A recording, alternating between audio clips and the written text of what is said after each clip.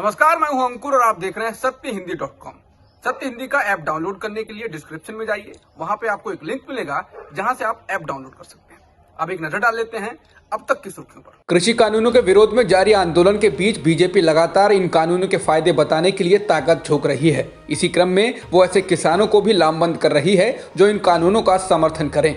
इसी क्रम में आज किसान मजदूर संघ बागपत के 60 किसानों के एक प्रतिनिधि मंडल ने कृषि भवन में केंद्रीय कृषि मंत्री नरेंद्र सिंह तोमर से मुलाकात की है। तो पश्चिमी उत्तर प्रदेश से गुरुवार को किसान सेना के 20,000 सदस्य कृषि मंत्री नरेंद्र सिंह तोमर से मिलने दिल्ली कूच कर चुके हैं। हरियाणा के जींद जिले के उचाना में किसानों ने उप मुख्यमंत्री दुष्यंत चौटाला के आने से पहले बनाए गए हेलीपैड को फावड़े से खोद डाला। इतना ही नहीं, किसानों ने दुष्यंत चौटाला गो बैक के नारे भी लगाए। दरअसल दुष्यंत चौटाला के हेलीकॉप्टर को आज इस हेलीपैड पर लैंड करना था। किसानों के विरोध को देखते हुए दुष्यंत चौटाला का दौरा रद्द कर दिया गया। किसानों का कहना है कि जब तक दुष्यंत चौटाला किसानों का समर्थन नहीं करते तब तक उन्हें इस क्षेत्र में घुसने नहीं दिया जाएगा। बता दें, इससे पहले हरियाणा के सीएम खट्टर के अंबाला दौरे पर किसानों ने काले झंडे दिखाए थे और उनके रास्ते को रोकने की कोशिश की थी, जिसके बाद अब 13 किसानों के खिलाफ हत्या करने के प्रयास में कई मामले दर्ज कर लिए गए हैं। कृषि कानूनों के मसले पर कांग्रेस के पूर्व अध्यक्ष राहुल गांधी ने गुरुवार को राष्ट्रपति रामनाथ कोविंद से मुलाकात की है। उनके साथ वरिष्ठ नेता गुलाम नबी आजाद और अधीर रंजन चौधरी भी मौजूद रहे।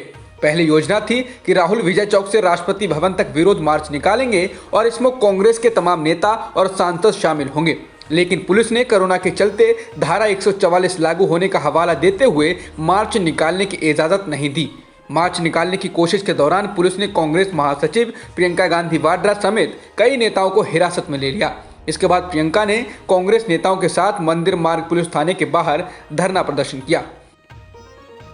राष्ट्रपति रामनाथ कोविंद से मुलाकात के बाद राहुल गांधी ने पत्रकारों से बात करते हुए कहा, राष्ट्रपति से हमने कहा कि ये जो कानून बनाए गए हैं ये किसान विरोधी हैं और इनसे किसानों मजदूरों का नुकसान होने वाला है। मैं प्रधानमंत्री से कहना चाहता हूं कि किसान हटेगा नहीं। प्रधानमंत्री को ये नहीं सोचना चाहिए कि किसान मजदूर घर चले जाएंगे। उन्होंने कहा, मैं एडवांस में चीज बोल देता हूं। मैंने कोरोना के बारे में बोला था कि नुकसान होने जा रहा है, उस समय किसी ने बात नहीं सुनी। आज मैं फिर से बोल रहा हूं, किसान मजदूर के सामने कोई भी शक्ति खड़ी नहीं हो सकती।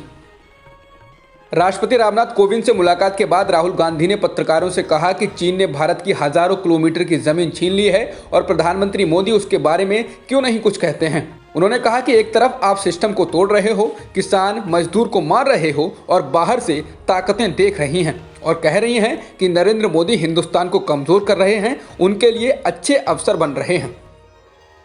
कांग्रेस नेता राहुल गांधी ने कहा कि भारत में लोकतंत्र नहीं बचा है, अब बस वो कल्पनाओं में बचा है, वास्तविकता में ऐसा कुछ नहीं है। राहुल ने कहा, जो भी नरेंद्र मोदी के खिलाफ खड़े होते हैं वो उनको आतंकवादी बता देते हैं। अगर कल को मोहन भागवत भी पीएम मोदी के खिलाफ खड़े होंगे तो ये उनको भी आतंकवादी बता देंगे। दिल्ली जल बोर्ड के मुख्यालय में इसके उपाध्यक्ष राघव चड्ढा के कार्यालय में तोड़फोड़ की गई है। राघव चड्ढा ने आरोप लगाया है कि बीजेपी के गुंडों ने वह तोड़फोड़ की है। अरविंद केजरीवाल और मनीष सिसोदिया के बाद अब राघव चड्ढा ने भी खुद को निशाना बनाए जाने का आरोप बीजेपी के कार्यकर्ताओं पर लगाया है। चड्ढा ने इस घटना का वीडियो ट्वीट किया है। उन्होंने कहा कि बीजेपी के गुंडों ने दिल्ली जल बोर्ड मुख्यालय में तोड़फोड़ की और साथ ही धमकी देते हुए कहा कि मुख्यमंत्री अरविंद केजरीवाल को कह देना कि किसानों का हितैषी बनना बंद करें, वरना ऐसे हमले आम आदमी पार्टी के विधायकों, नेताओं के घरों और दफ्तरों पर करेंगे।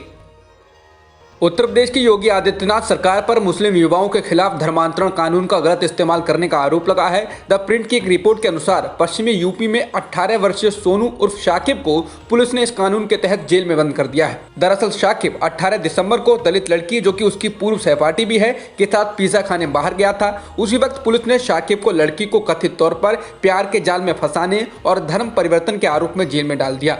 मामला तब और गहरा गया जब लड़की के पिता ने इस बात से इनकार किया कि बेटी सोनू के साथ भागने की कोशिश में थी। इसी तरह लड़की ने जोर देकर कहा कि सोनू ने कभी विवाह या धर्म परिवर्तन के संबंध में बात नहीं की। पश्चिम बंगाल में कांग्रेस आगामी चुनाव वाम दलों के साथ मिलकर लड़ेगी। गुरुवार को पश्चिम बंगाल में कांग्रेस के राज्य अध्यक्ष अधीर रंजन चौधरी ने इसका ऐलान किया है। चौधरी ने ट्वीट कर कहा कि आज कांग्रेस आलाकमान ने पश्चिम बंगाल में वाम दलों के साथ चुनाव के लिए गठबंधन की औपचारिक मंजूरी दे दी है। बता दें, साल 2016 में पश्चिम बंगाल विधानसभा चुनाव के लिए कांग्रेस और सीपीआईएम में सीटों के बंटवारे पर सहमति नहीं बन पाई थी।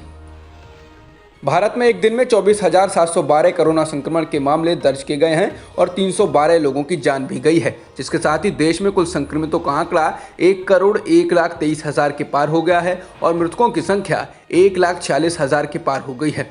फिलहाल एक्टिव मामले 2,83,000 से अधिक हैं। ब्रिटेन में कोरोना वायरस का नया स्ट्रेन मिलने के बाद दुनिया भर में खलबली मची हुई है। इसी बीच वैक्सीन बनाने वाली अमेरिकी कंपनी मॉडर्ना ने कहा है कि ब्रिटेन में पाए गए कोरोना वायरस के नए स्ट्रेन के खिलाफ उसकी वैक्सीन कारगर होगी।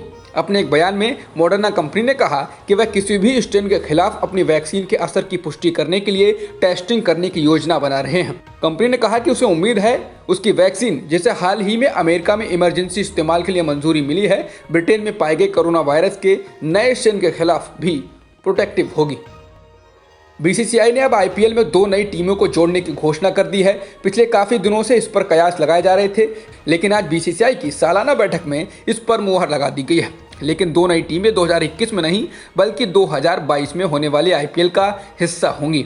इसके साथ ही बैठक में एक और बड़ा फैसला लिया गया है। कोरोना के कारण सभी फर्स्ट क्लास क्रिकेटरों को मुआवजा दिया जाएगा। ये मुआवजा पुरुष और महिला दोनों ही वर्गों को दिया जाएगा। अब तक की खबरों में इतना ही। बाकी खबरों के लिए बने रहिए सत्यहिंदी.com के साथ। सत्य हिंदी का ऐप डाउनलोड करें गूगल प्ले स्टोर पर।